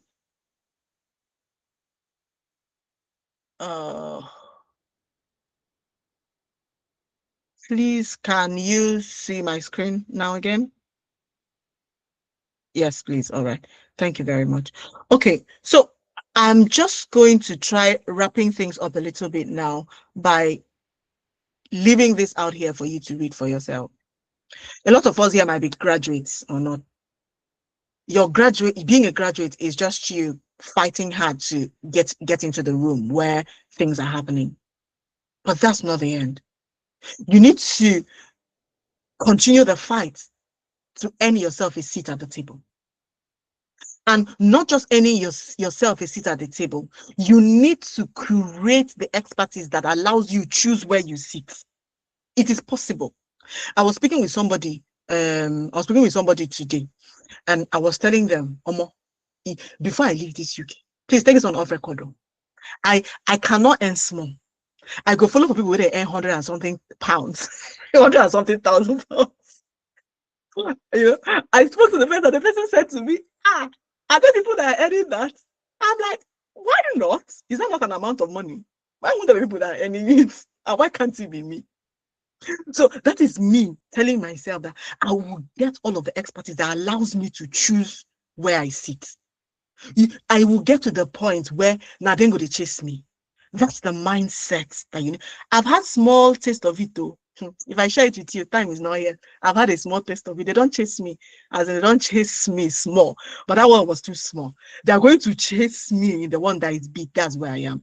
So if you are in this meeting, I don't want you to be comfortable in getting into the room or comfortable in getting yourself a seat, which is, getting the in-demand skills. I want you to get to that point where them go they chase you. Now you go choose where you want to sit. Now you go choose what you want to do with your life.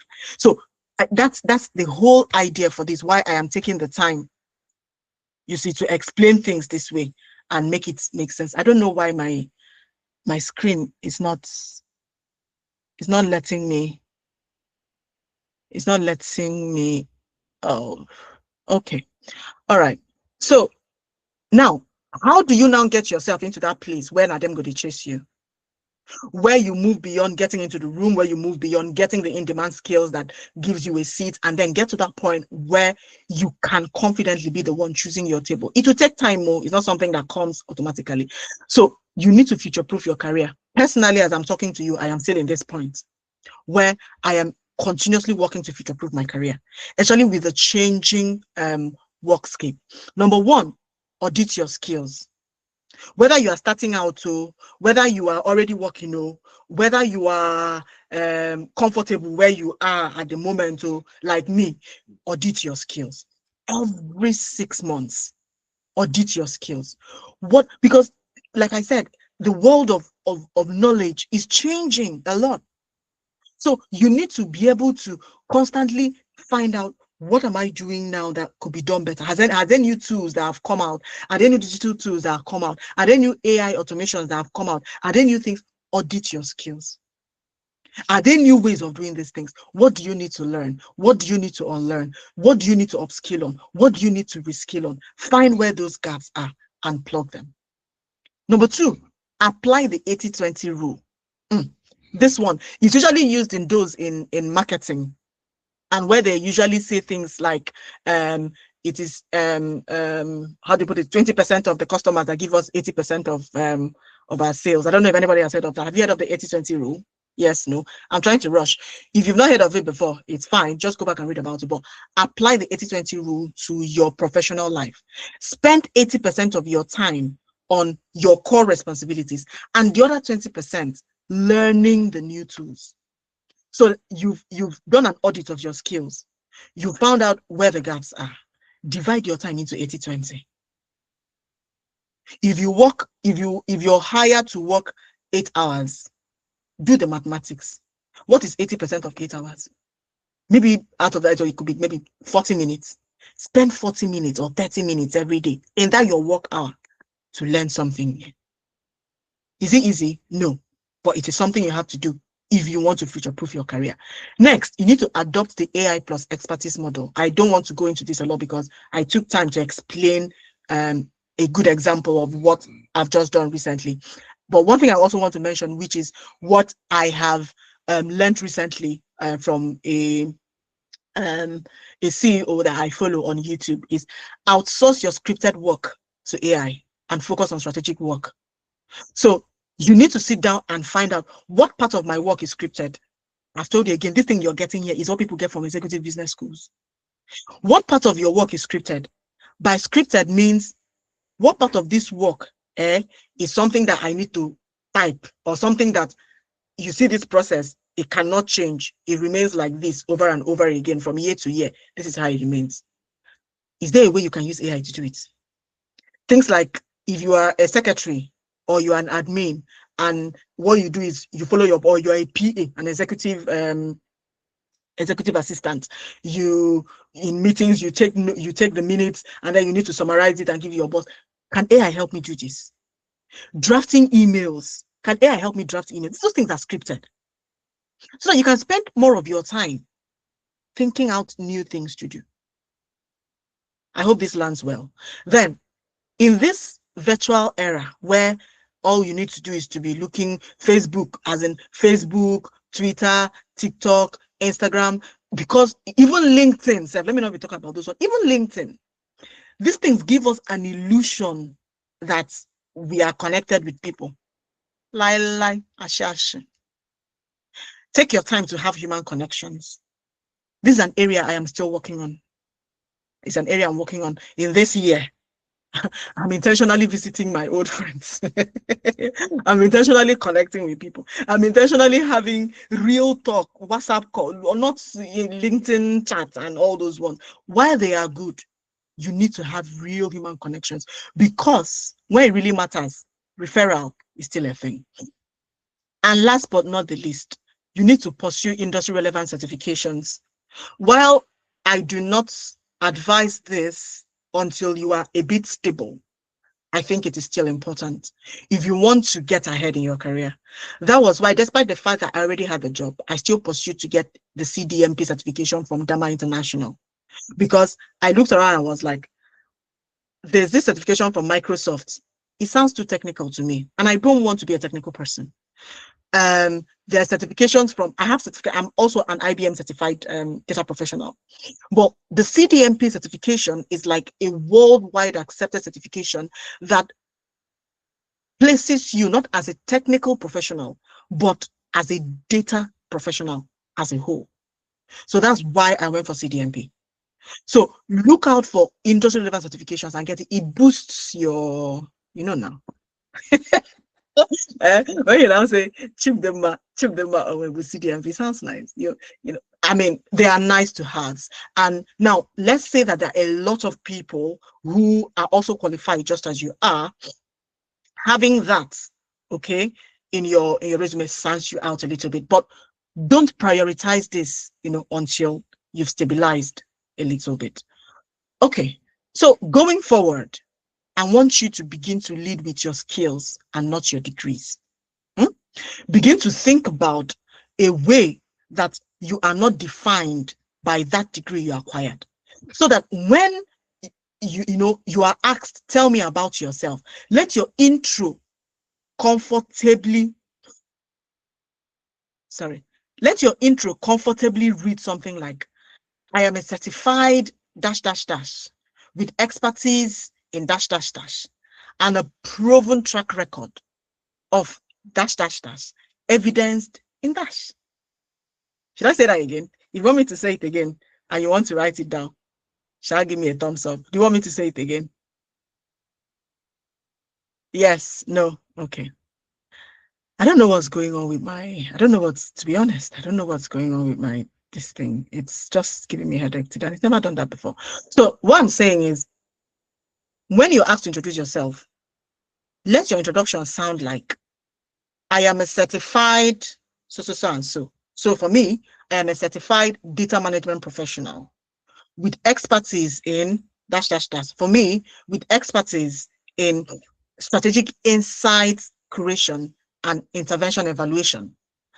Then a proven track record of ...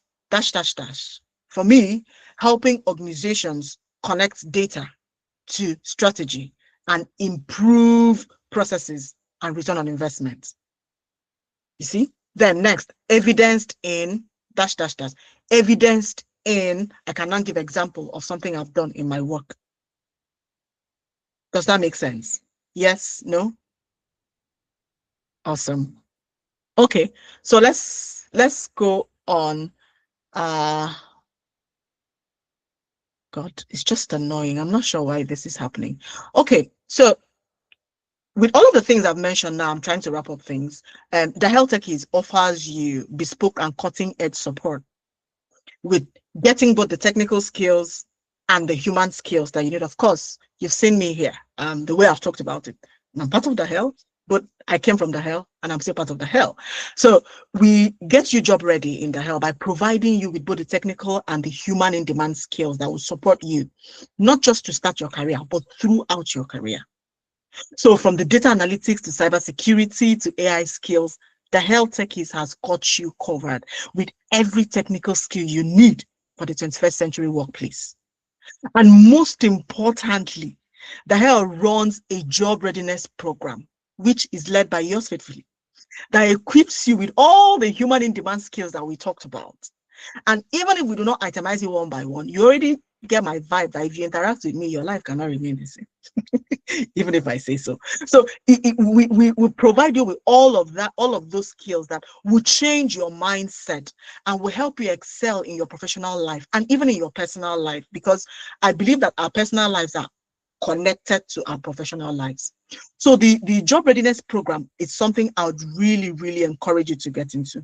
And no, you don't have to, go through all of the data, go to the data analytics program or the cybersecurity or UI UX program that Dahel has, or all of the programs they have. But you can directly, even if you're currently working and you feel you're stuck and you don't know your next step, you can get straight into the job readiness program, because it overhauls your mindset, like I said before, and it helps you cut away that initial imposter syndrome that most people face in their journey. And like I said earlier, fun fact, it's led by yours faithfully. And so with this, I'd like to bring this meeting, and this might too much talk to an end, by encouraging you to embrace the future. Embrace change, because when you embrace change, you lead the future. And I wrote this little quote, that the world of work is continuously changing, and those who adapt and innovate will be the ones who will lead the way in it. Am I there yet? No. Are you there yet? No. But as we continue to iteratively adapt and innovate, we can only do better. So with this, let me say thank you very much for listening to me, and I'll stop sharing my screen now. God bless you. Thank you so much, Ma. Thank you so much for that powerful and insightful session. I hope everyone took notes.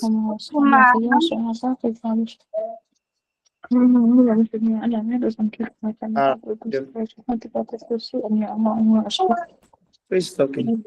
Relia, please can you mute your mic? I don't think I'm gonna. Ralia, please. Kilo Filipino. Hello, sa ko ba New people that just came there, giving them specials and all of that. Yeah? No, I'm mute. I'm muted. I just said, let me just listen. Say, it's something that I can still do. All right, thank you so much, Ma, for this powerful and insightful session.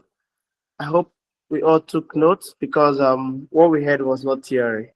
To me, they were practical direction. So we'll now give room for questions. If you have any question, I haven't seen any on the chat, but I will just give room for few questions. If you have any questions, please before that, if your hand is raised, please take it down. So we are sure of those that will be asking questions. If your hand is raised, take it down. Charles Michael, please just take your hands down. If you have just take your hands down first before we call for questions, so that we'll be sure of those that want to ask. Yeah, please, before you get into that, I've seen a couple of things in the chat I'd like to address just very briefly, and then you can go on. Divine Michael, you said something about, but if everyone knows how to do what you can, it makes you easily dispensable. Yes, you have a point in that. But what that also means is that you are not thinking in systems. You're not looking at growing. Yeah. It doesn't mean give out all of your intellectual property. It means that you're making a way for someone else to come so that you can go up.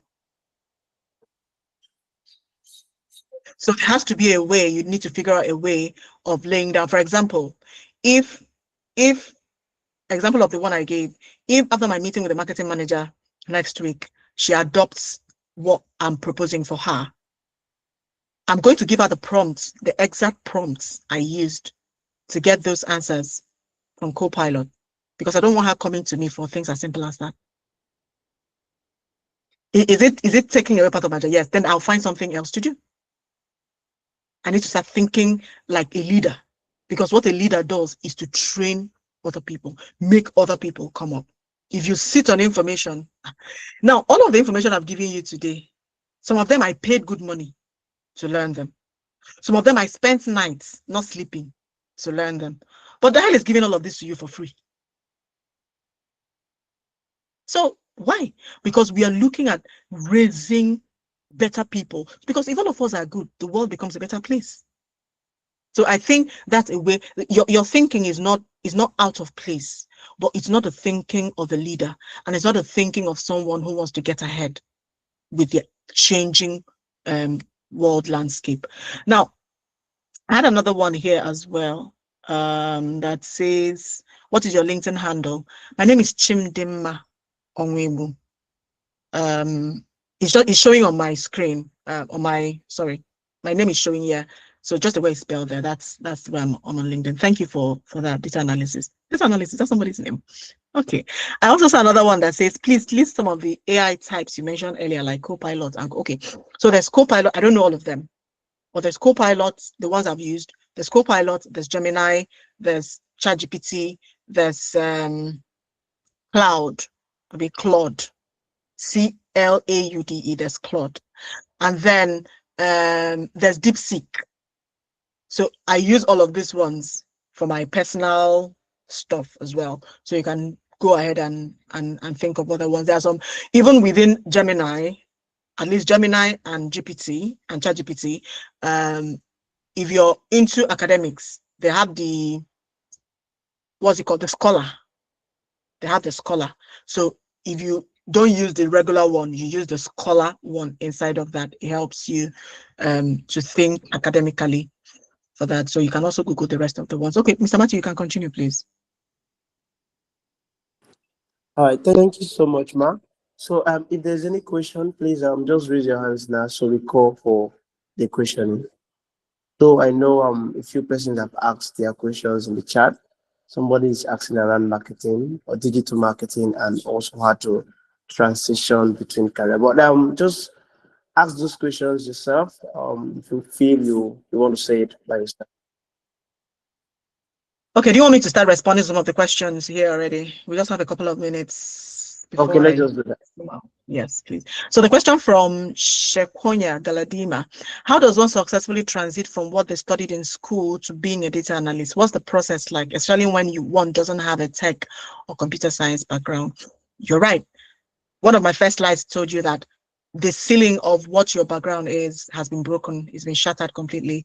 I'm coming from a health background and into the IT, and I had no prior knowledge. It's a case of finding out, why do you want, number one, why do you want to make that move?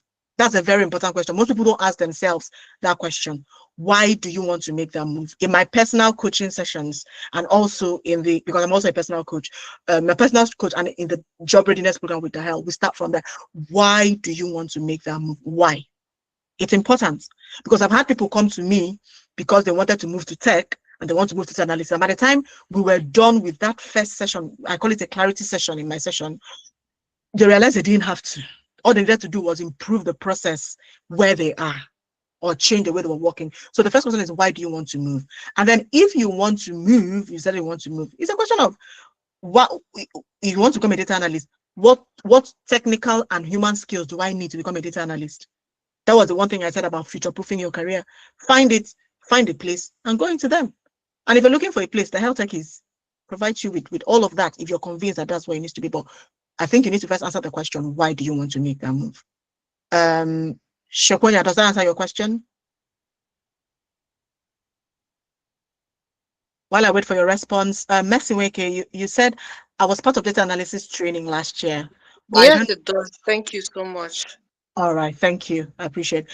So Messi says, I was part of data analysis training last year, but I don't know how to start getting jobs. I have an updated LinkedIn and Upwork profile. Congratulations on your training, and that's the first step. So that's why you need the job readiness program. So there could be a lot of there are a lot of ways about how to start getting jobs. The cliche way to start getting jobs is to apply for jobs and get them. So it is now the journey between the application and getting it, what's in between, and even the journey of the application, what's the quality of the application, how ready are you? I think that's what you need from the job readiness program. But in a nutshell, you need to put together your portfolio.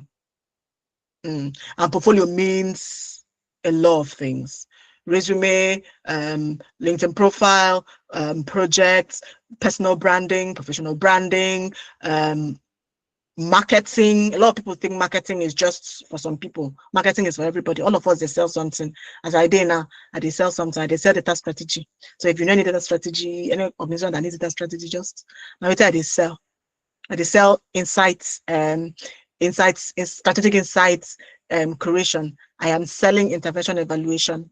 So we are all selling something. So you need to learn how to sell what you have to sell. And the fact that you know how to sell doesn't really mean they'll buy your market, but you just need to be sure that you know how to sell, because that gives you that puts you in a good place where you know that it's just a question of time, because the Bible says that time and chance happens to them all. So I think that's what you need to do. To get a job, you need to start applying for jobs, and to apply for jobs, you need to be ready to apply for jobs, and all of these things need to be done. So you might be a good candidate for the job readiness program if you would like to take that up. Oluchi says, Ma, what do you think about digital marketing? Is it a good skill to acquire? Why do you want to acquire digital marketing skills? And is it a good skill? Of course, there is no skill in this 21st century that is not a good skill. They're all good. The first question is why? Why digital marketing? Why not project management? Why not machine learning ops? Why digital marketing? So if you can answer the question why digital marketing, then the follow-up question, is it a good skill, will not come up. So you need to find out why. Why are you going for that? The health tech is not an APC member. Thank you, the health. Okay. Whatever you mean by that, Olisemeka, thank you very much. Okay. So next question, please, what part of data analysis can someone go into in customer care service to grow in his or her career? I think the question I wanted to ask is what part of data analytics? Because data analysis is what you need in your customer service work. So you're asking what part of data analytics. So the part of data analytics, you need is data analysis. So Ngozi, I hope that answers your question. Okay, Gamok says, I just got a new role, which is project and client support officer. Which is project and client support officer in a risk management firm. Congratulations, Gamok. Please, what type of course can I take to upskill myself? Make AI your body now. Kai. Eh? The CEO I say I follow online. I follow on YouTube. I just found him recently. And he made a video yesterday about how you can use AI in a way that even you yourself will be feeling bad for yourself because you will feel like I'm overusing this thing. And one of the things he mentioned in his video was that you should make AI your executive coach. If you don't know how to use it, you need to attend my coaching session. Because I use AI as my executive coach. Personal, professional, spiritual. Now, does it mean that you take everything it tells you? No. So if you're not sure how to filter what it tells you, you need me. What am I here for? I'm here for you. Pay me. Bring money. Bring money to the hell. Okay, so please, yes, there will definitely be things you need to do. There will definitely be things you need to do. You also need to go out and scout the job market. One other way, simple way, let me give you a practical way. If you don't want to go the AI way, one practical way to do it is go to the job boards, go to Indeed, LinkedIn, anywhere you see there are job boards. Put in this your role into it. When you put that into it, it will bring up vacancies in this area. Yeah. Look at what the job requirements are. What are they requiring as the person specification and job description? Then ask yourself, do I have all of this? If you don't have it, that's something to pick up because that's what the market is asking for. Gamok, I hope that answers your question. I need to run in 3 minutes. Yeah, all, please, if you don't mind.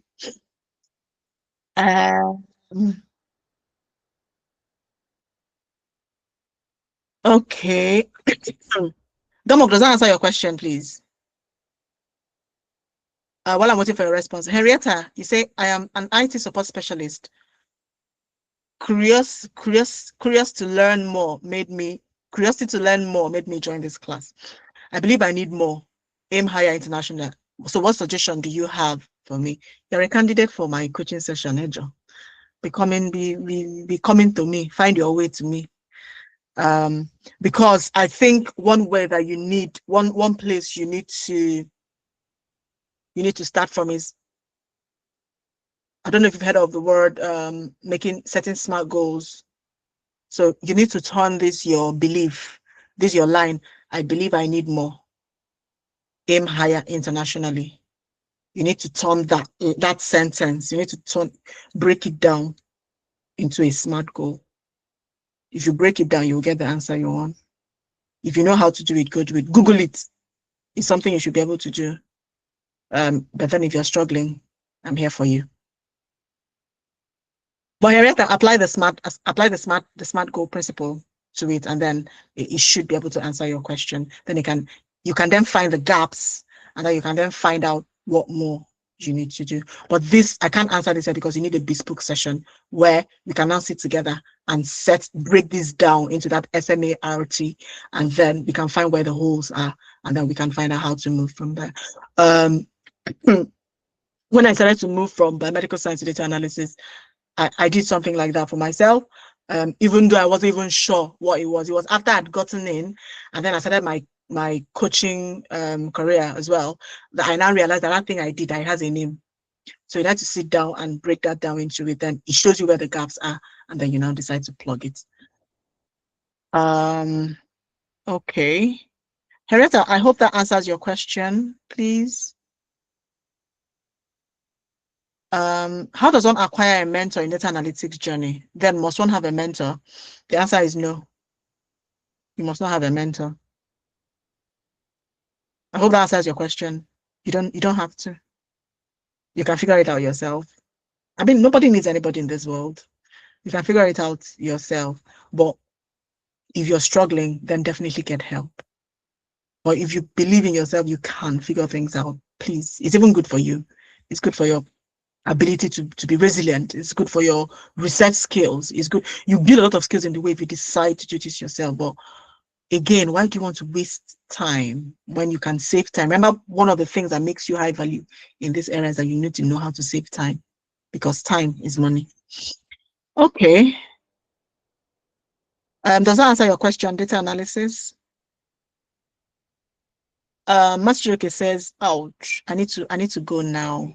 So I'll just give another 1 minute. Can one focus on healthcare analytics as a beginner and excel in it? Absolutely. Yes. Big YES. Yes.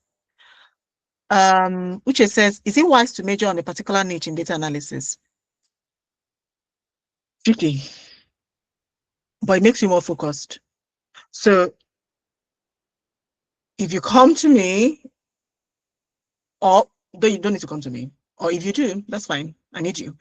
But you need to also sit down with yourself to decide on how desperate are you? What are you willing to let go? How long are you willing to wait? Because focusing on a particular niche is actually a good thing, because it helps you decide on what is, so how that it reduces the chances of getting a no for an answer, but it also increases the time it could take for you to get a yes. So there has to be a trade-off. So if you're niching down, there will be lesser opportunities in the niche, but there's also lesser chances to get a no and more chances to get a yes, but a longer time to get that yes, which I don't know if this makes sense at all. Yes, Does it my make sense? dear. Yeah, Yeah. absolutely. So it depends on what you're willing to, trade off along the way to get there. Okay, so Taiwo says, good evening, ma. Having a background in lab technician and food quality, and currently developing my skill in data analytics, how can I strategically position my domain expertise as a competitive advantage when applying for a tech or data role? That's where what we call, leveraging on your transferable skills. And I did exactly that. And no, I didn't start from entry-level role. I moved straight from being a complete rookie to getting mid-level role before I now moved to this senior role that I am in now. So yeah, it's something as like you need to leverage on your transferable skills. So you need to strategically leverage on your transferable skills. What do I have from where I'm coming from that's related to where I'm going to, and how can I link it? So that's something you need to find out for yourself. If you can't find it out for yourself, what am I here for? Okay. Taiwo, does that answer your question? Ngozi says, what's the SMART goal principle? Yes, ma'am. Yes, ma'am. Thank you. All right, thank you. Thank Yeah. you. So what's the SMART goals principle? Oh yeah, now assignment. That's the assignment. That's the assignment from this session. Please go and Google it. Okay? Ngozi, at least let that be something you will remember me with. Anytime you remember this conference, you remember that's where you heard of SMART goals, and then that's when you also remember me. Oh, that's my souvenir to you. Because I hope you're happy with that. Okay. You can't find my LinkedIn profile. Okay. Let me see if I can find it and share it. Why? How can you not find my LinkedIn profile? I'll paste the link here now so that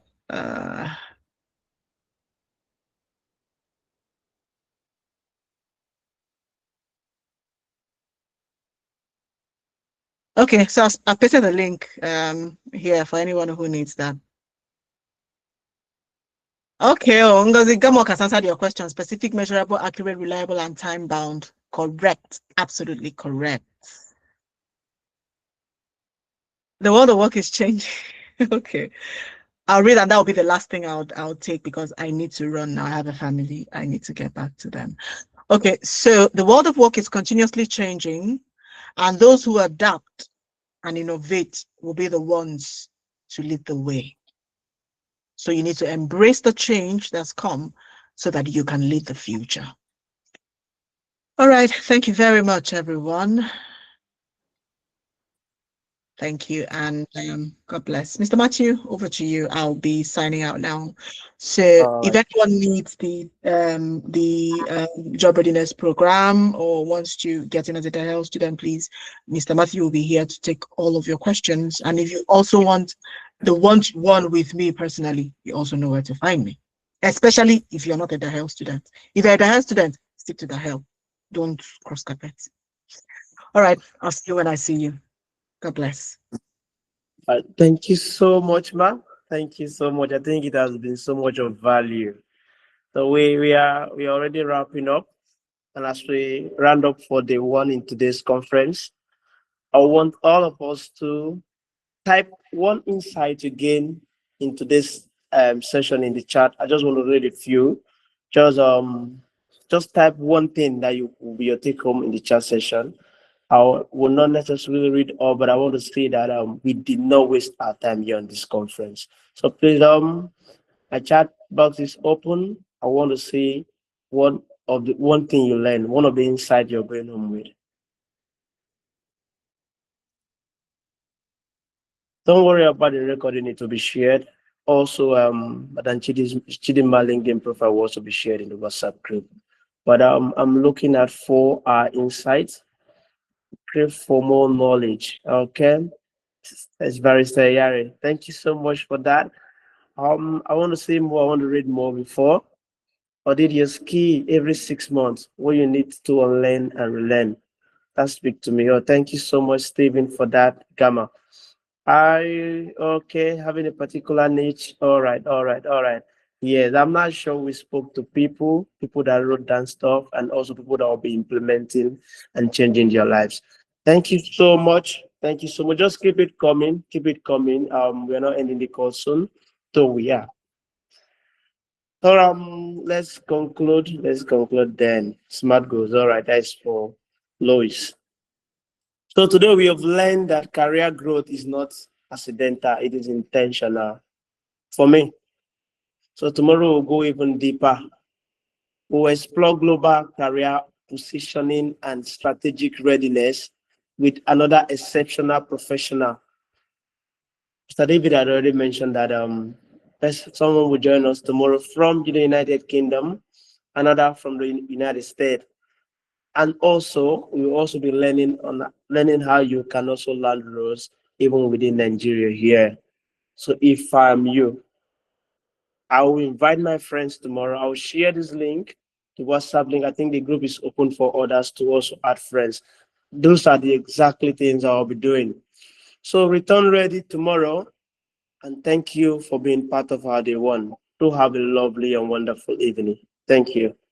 See you tomorrow.